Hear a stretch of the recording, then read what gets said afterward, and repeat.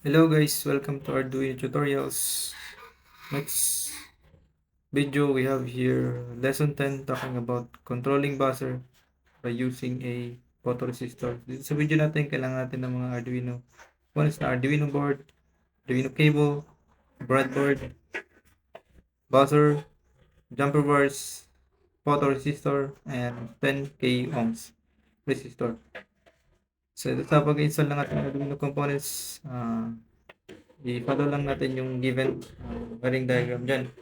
So, bali, ikabit natin yung ating active buzzer sa ating breadboard. And then, sunod yung ating photoresistor. Ilagay natin yung ating 10k ohm resistor.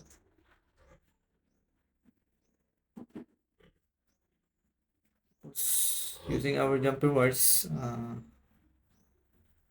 ilagay natin siya bigyan natin siya ng signal na galing sa digital pin number 9. And then yung supply natin yung ating photoresistor ng 5 volts, 5 volts.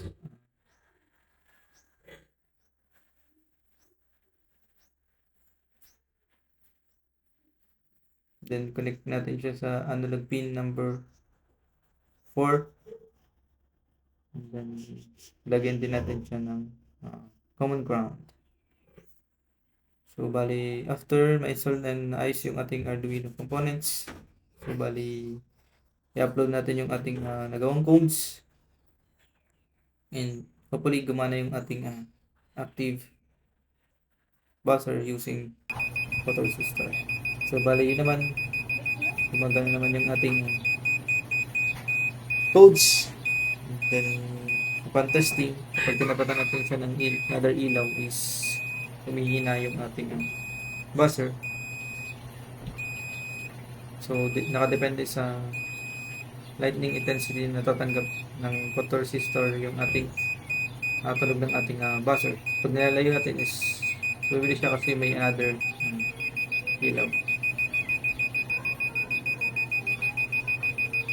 So bali dyan may another intensity na receive yung ating photoresistor, kaya may bumabagal yung ating active buzzer. Doon natin nalalaman na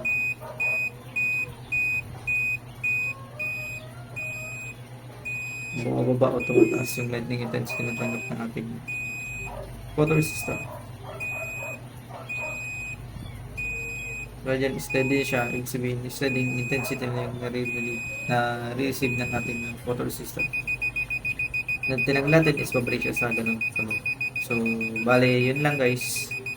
Thanks sa panonood.